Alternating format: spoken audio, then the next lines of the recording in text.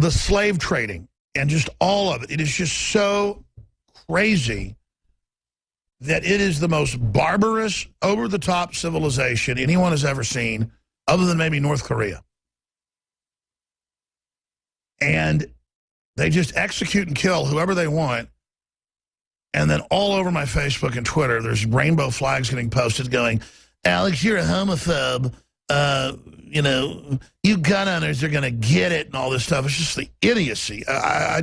It blows my mind completely that this is going on, and it really frustrates me. Dr. Pieczenik, your phone cut out. You were getting into the details here about the situation with Saudi Arabia. FBI has to go down. It has to be reprimanded. It has to be totally reorganized. It has to be thrown out. Comey has to leave. The other individuals within the FBI and the senior levels must be fired. Obama cannot do it. He is a weak president. I said it from the day he began, that he was a CIA package that came in through his mother, his grandparents, and that's the CIA bringing in. The CIA has to be held accountable. It, too, has to be put in place. If Mike Flynn comes in, General Flynn comes in, who might be the DNI, Director of National Intelligence under Trump, we might put it under control. But let me get to the issue that you were upset about, too, Petraeus. General Petraeus has unfortunately been a very poor general and really did not stand up for much of what we thought as Americans, as military officers, and as intelligence officers.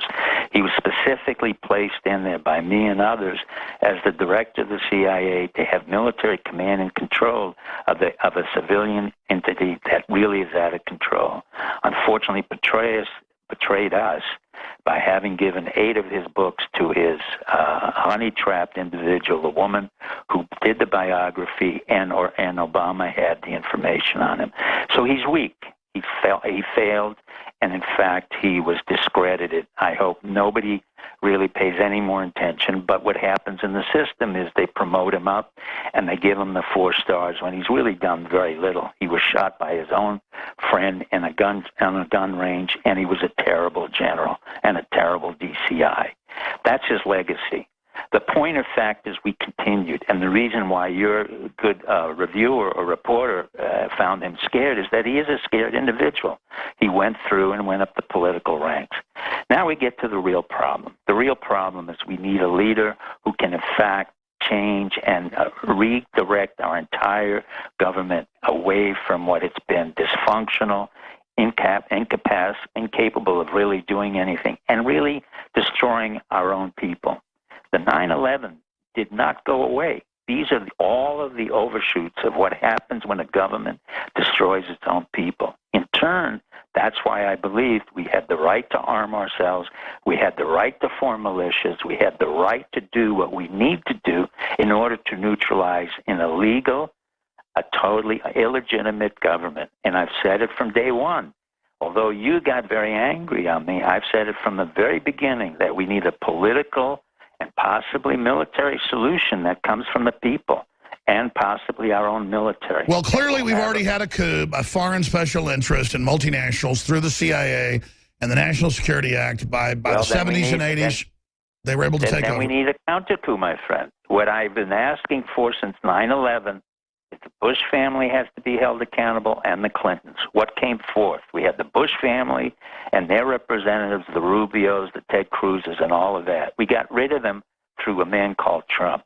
The Clintons have not been ridden, and they have... Well, let's get your take on Trump, because I've been told by folks very close to Trump, and we've talked to Trump, obviously, on air and off air, I'll just leave it at that Trump, quote, knows everything, quote, everything. Well, Trump knows everything, but I'm concerned that he's being co-opted by many of the regular or routine Republicans. I would not have put in Manafort or a whole bunch of these guys who make a living by going around and lobbying other Republicans. I don't think Trump needs it. I think his own instincts were very good. He worked off of his instincts. And honestly, many of his advisors are just the retreads of people who worked for Dole, who worked for Ben Carson and others. Well, I know they do. I know that, but they admit they were wrong and part of the CIA takeover and actually say they want to overthrow that. But But that's not the issue. The issue is, are they effective? And in my mind, they're not really that effective. Roger Stone is. There are others who were closer to Trump. Corey Lewandowski was very effective. But once you dilute out that ability, once you have to have him control a massive group of Republicans who need to fund him, we're getting into trouble again. And that's why I'm asking the American people to be prepared for what may be a major confrontation with another corrupt government, and that is the Clintons. Because I am not sure that Trump can make it through. Once he has to depend on the good graces of other Republicans and funding from major Republican entities, they're going to ask much from him. And I had believed that he should have had self-funding, or at least funding from the... Well, I mean, here's the thing. He obviously did self-fund in the first phase, but he needs the funding to get there. I understand it's a problem, but I mean, the bottom line is I've been told that Trump says, I'm taking your money, but I'm going to do what I want. You understand that. This money is not buying your support. And the problem is, though, they're then saying, fine, we're not giving you the money, and he's not getting money. So far, he's not getting money because he won't play ball. Well, that's what has to happen. And then the people have to give him the money through our own donations that are going to be whatever they're going to be. But once you hire on board the Manaforts of this country and the others who demand $20 million for being lobbyists and claim that they put in Bush Sr. when in fact he had nothing to do with that, it was Roger Ailes, Baker, and myself. And he had no idea of what he was talking about. It's the same issue, again, of these Republicans who are retread. They're retread one way or the other. Calistano, or whatever his name, the slimy guy who goes on Castellano, who goes on television and reprimands Trump. All of these guys are being brought in. Now, either Trump makes a statement and discards all of them and remains with Corey Lewandowski. Well, hold on. We got Joe Biggs with the breaking news, but we'll get back to you, Dr. Pieczenik, as well. Stay with us. From Orlando, straight ahead, Joe Biggs. Dr. Steve Pieczenik's our guest, StevePieczenik.com. He's coming back with us start of the next hour. They can pop in any time right now, but Joe Biggs reporting from the ground in Orlando, Florida, where I know we have sources inside the national level terrorism investigation. I'll just leave it at that. And there are reports that they want to target the press. But we've got more information now on the investigation into accomplices of the shooter in Orlando that killed at least 49 people. Joe Biggs, what do you have? Roger that. Joe Biggs here with Infowars.com. Now, we are in Orlando where we've been investigating this terror attack that took place at the Pulse nightclub. And the FBI has just come out and said that Omar Mateen's wife had knowledge of the attack before. Now, days ago, when she was asked by the FBI if she had any knowledge, she lied and said no. She also admitted to going to the stores with him to buy ammunition. Her and Omar also cased out Disney numerous times, and many other times she drove him to the Pulse nightclub to scope out the place. This could be the actual accomplice, or there could be another person as well. But we've had these reports of multiple shooters inside. I talked to a survivor of the shooting who was actually inside the club. I talked to a guy whose friend was the bartender that night, and each person said they heard multiple guns going off, and it was impossible for one person to do this. So was she part of this? Wonder if they were inspired by the couple in San Bernardino that both went and carried that attack out. So this leaves a lot. You know, we know the father was a Taliban sympathizer. So this is really interesting. I mean, we have someone like Huma Abedin right beside Hillary Clinton that has connections to the Muslim Brotherhood, and we have all these attacks starting to happen, and there's something fishy going on. Absolutely. I know this. Obama acts like either the Muslim Brotherhood's blackmailing him or something's going on. This Huma Abedin, Dr. Pieczenik, what's your information on her? A lot of folks are saying she's a Saudi operative. Well, she could be. Well, here's where we get into the intelligence community and what I said a long time ago. When the CIA recruits an individual, particularly a president of the United States, there has to be a psychological deficit and lacunae in their personality. In the case of Bill Clinton, it was the fact his mother was a prostitute. She ran a whorehouse in the Hope, Arkansas, and he was nothing but the bastard child of the Johns. In the case of Obama, he was known to be a homosexual in Chicago with Rami Emanuel, who was trained in ballet dancer, and he was recruited by the CIA repeatedly and basically threatened by them and the Muslim Brotherhood and everything else. That's why the political correctness comes in. Now, in the case of Hillary Clinton, I've known her for years, and I've known her other family members.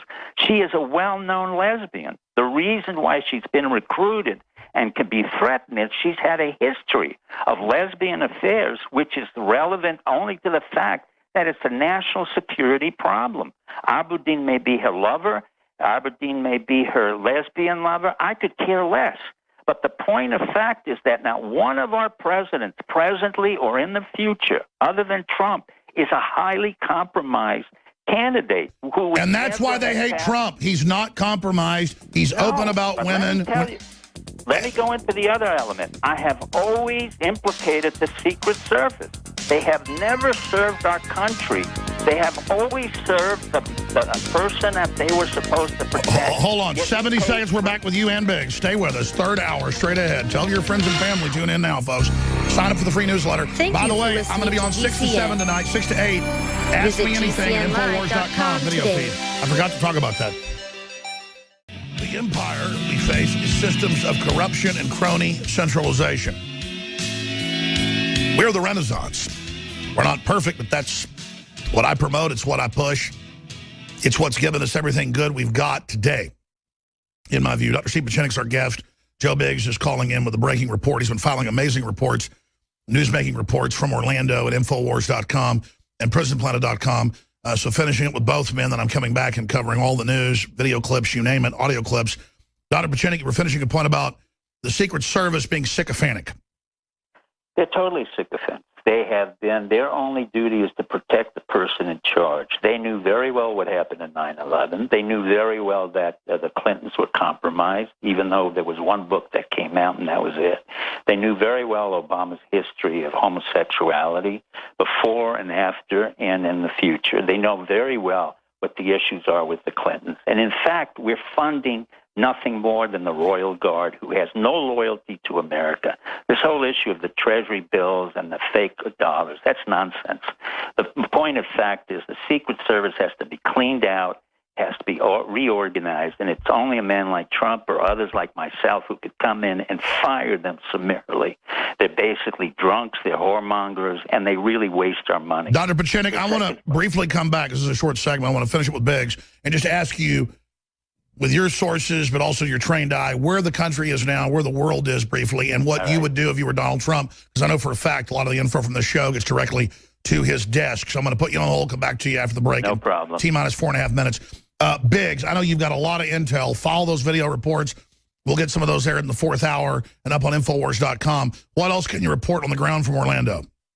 All right, so what we have so far is actually before, I was actually hanging out last night and Billy Corgan ran into me and we were hanging out, but before that happened, something really interesting happened. This man walked up to me and he goes, "Joe Biggs?" And I go, "Yeah." He goes, "I have some information for you." He says, "One of my really good friends is Louis Bourbano, the guy that was holding the door shut at the nightclub, and he said he wanted me to tell you what happened." So the guy came up to me, and they just called me like an hour ago and told me I could go public and tell this whole story. But the kid's nervous. He's been getting death threats. But he said what happened was they were running outside of the nightclub. He opened the door and saw that it was a fenced-in area, and there was a few people out there, and he decided to shut the door so the shooter could not come outside and start killing those people. So he held the door shut, from what the story is. He held the door shut until people were able to pry that fence open and get a hole big enough for people to go through, and then that's when he removed himself from that area and let people come out. But he was scared that if everyone ran out there and they were caged in like a whole bunch of chickens, that they would just get mowed down and killed. So that's why he held the door shut. And they showed me a video of him soaked in blood, covered in blood from head to toe in a video, but they don't want to use it. Well, again, I should have thought Megyn Kelly's such a snake. She spins everything. So if we were wrong, we apologize for going with her report. That makes a lot more sense. Tell them, don't be scared. Get all this out right now, Joe, and just really pressure these folks. He's going through depression right now. His buddy's worried that he might, do something bad He's been getting death threats. People are coming up to him, and he's scared. I mean, he's a younger guy. He is a homosexual. You know, he had no ill intention of anything. He was just doing what